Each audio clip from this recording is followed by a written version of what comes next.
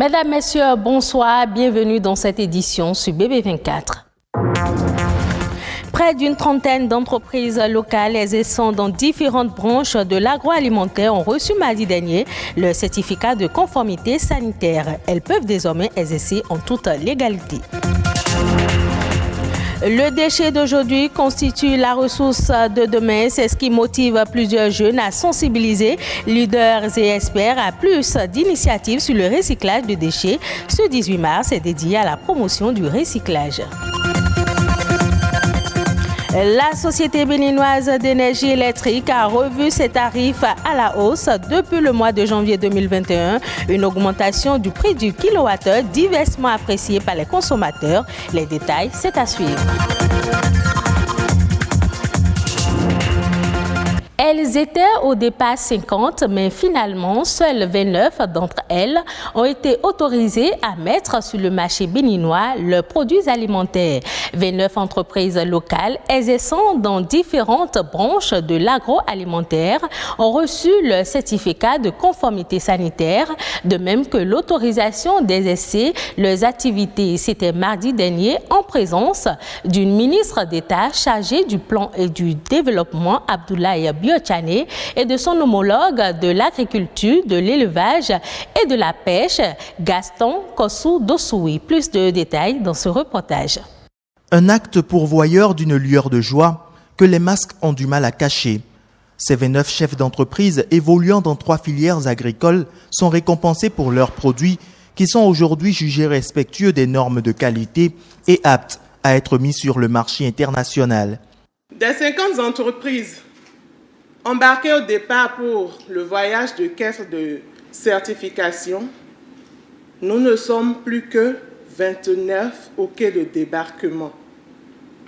C'est dire combien il est périlleux d'obtenir ce précieux sésame et nous féliciter encore pour y être parvenus.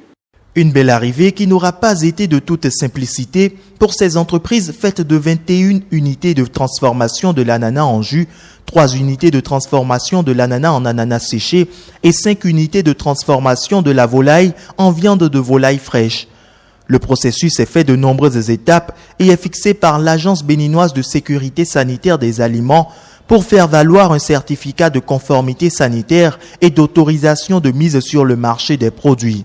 La sélection des entreprises par les interprofessions de ces 3 filières, ananas, karité et aviculture. L'étude du dossier de chaque entreprise par l'ABSSA.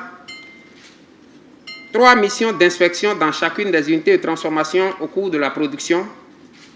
Les prélèvements d'échantillons au cours des 3 missions d'inspection par unité de transformation. La soumission aux analyses des échantillons prélevés. L'évaluation de la conformité des lignes de production et des produits suivant les normes et réglementations en vigueur sur base des rapports d'inspection et d'analyse. 10,6 millions d'euros, soit 6,9 milliards de francs CFA, tel est le financement mis à disposition pour en arriver à cette certification. Un secteur privé dynamique et compétitif revêt une importance cruciale pour le développement économique du pays. Je suis convaincu que cette démarche incitera d'autres acteurs à suivre le même exemple. En attendant que d'autres n'emboîtent le pas, des promesses sont formulées ici par les récipiendaires. Je voudrais, au nom de tous les récipiendaires, vous promettre de faire bon usage et d'œuvrer inlassablement pour son renouvellement, à respecter les normes de qualité et à hisser notre cher pays, le Bénin, très haut à l'échelle internationale avec nos produits. Avec une telle certification, les promoteurs indélicats doivent se mettre au pas, au risque de subir des contrôles et des saisies de leur production. Le papier, les plastiques, le verre et bien d'autres objets ont souvent plusieurs vies grâce au recyclage. Le 18 mars est décrété chaque année depuis 2018 Journée mondiale du recyclage. Une journée pour promouvoir le recyclage et ainsi éviter l'enfouissement et l'incinération des objets. La réflexion actuelle sur le recyclage porte sur un enjeu écologique majeur. Alessandra Dioton.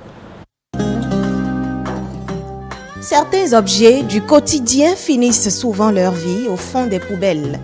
Or, il s'avère possible de les recycler. Le recyclage est un procédé de traitement des déchets industriels ou ménagers de produits arrivés en fin de vie qui permet de réintroduire certains de leurs matériaux dans la production de nouveaux produits. Les matériaux recyclables comprennent certains métaux, plastiques et cartons, le verre, les gravats, etc. Un exemple de ce procédé est la fabrication de bouteilles neuves, obtenues avec le verre de bouteilles usagées. Le recyclage a deux conséquences écologiques majeures. La réduction du volume de déchets, donc de la pollution qu'il causerait, certains matériaux mettant des décennies, voire des siècles à se dégrader, et la préservation des ressources naturelles, puisque la matière recyclée est utilisée à la place de celle qu'on aurait dû extraire. Le recyclage contribue à diminuer les quantités de déchets stockés en décharge ou incinérés, tout par de la collecte et du tri. En gérant mieux ces déchets, l'homme agit pour la préservation de l'environnement en économisant les ressources naturelles. Le geste du tri permet d'offrir une seconde vie aux matériaux. Les enjeux sont clairs. Éviter l'enfouissement et l'incinération, favoriser le réemploi et le recyclage 100% matière. La société béninoise d'énergie électrique réajuste sa grille tarifaire, une décision qui permettra d'assurer un équilibre financier du secteur énergétique. Les consommateurs qui exigent un service de plus en plus de qualité vont débourser un peu plus de leur poche dès la fin de ce mois de février 2021. Qu'en pensent les Cotonois et quelle est la position de l'association des consommateurs? Élément de réponse dans ce reportage. À compter de janvier 2021, le prix du kilowatt augmente à la Société béninoise d'énergie électrique SBEE.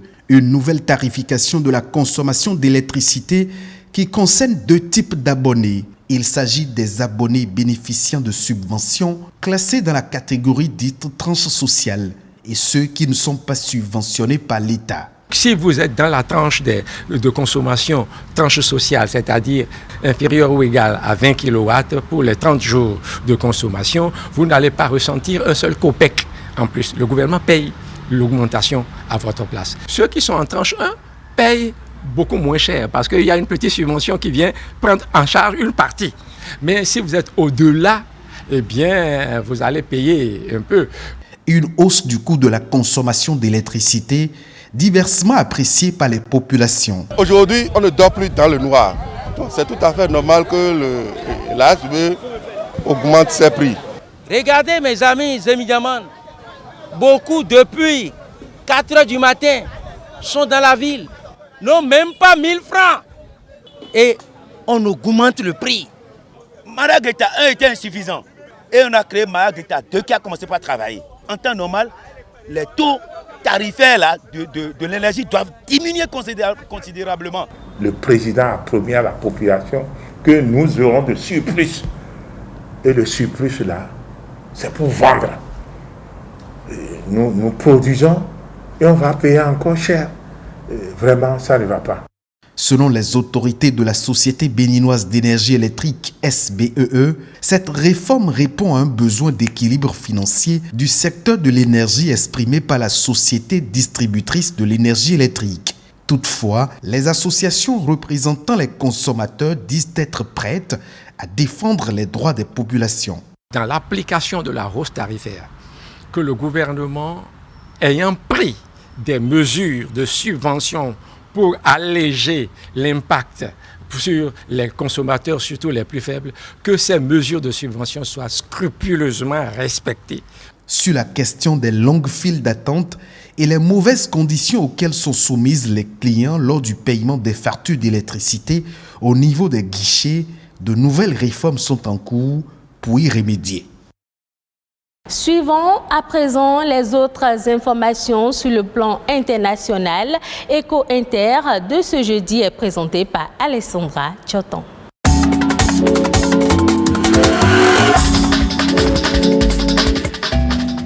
39 millions d'Africains risquent de sombrer dans l'extrême pauvreté en cette année 2021. C'est ce qu'a annoncé la Banque africaine de développement BAD dans un rapport publié la semaine dernière.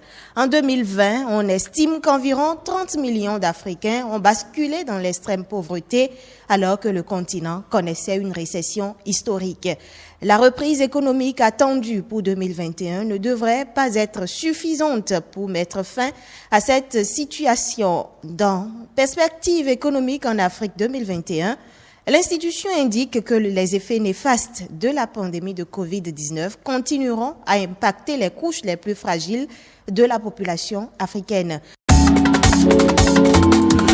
Covid-19, la République démocratique du Congo reporte sine die sa campagne de vaccination après les récents développements sur le vaccin AstraZeneca. Kinshasa avait prévu le lancement de sa campagne de vaccination contre la Covid-19 pour le lundi 15 mars dernier. Pour ce faire, il avait reçu 1,7 million de doses du vaccin actuellement controversé en Europe en raison des risques liés à son utilisation. Selon le dernier bilan disponible, la RDC compte actuellement 26 846 cas de coronavirus pour au moins 712 morts et 22 432 guérisons.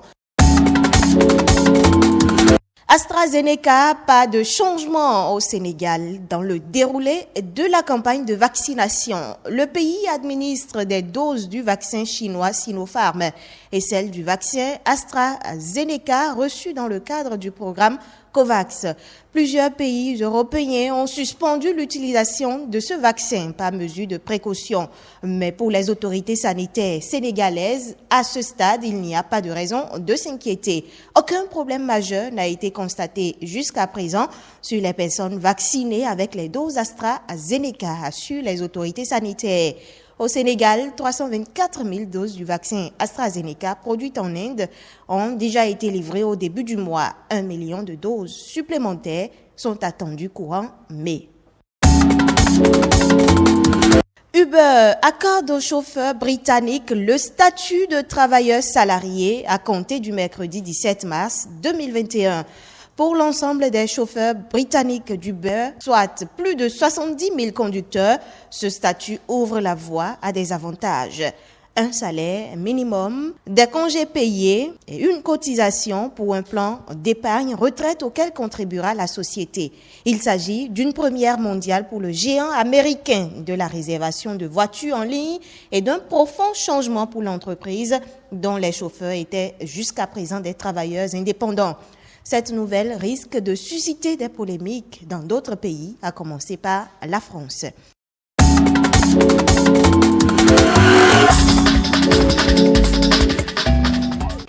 Le président égyptien a annoncé lundi dernier son intention d'augmenter le salaire minimal des fonctionnaires. Selon le communiqué du porte-parole du gouvernement, le salaire minimal du personnel de l'administration publique égyptienne passera à environ 85 000 francs CFA, soit une hausse de 20%. Le président a également ordonné la mise en place de dispositions en faveur des travailleurs, qu'ils soient soumis ou non à la loi sur la fonction publique. Il s'agit entre autres de l'augmentation des pensions de 13% et de la promotion des employés qui remplissent les conditions de promotion au 30 juin 2021. D'après le ministre des Finances, ces mesures visent à maintenir une certaine stabilité nécessaire à la relance de l'économie, surtout dans un contexte où les facteurs ont été impactés par le coronavirus. Ce sera tout pour cette édition. Merci de l'avoir suivi. Retrouvez ce journal sur le site de l'ORTB, www.ortb.bj.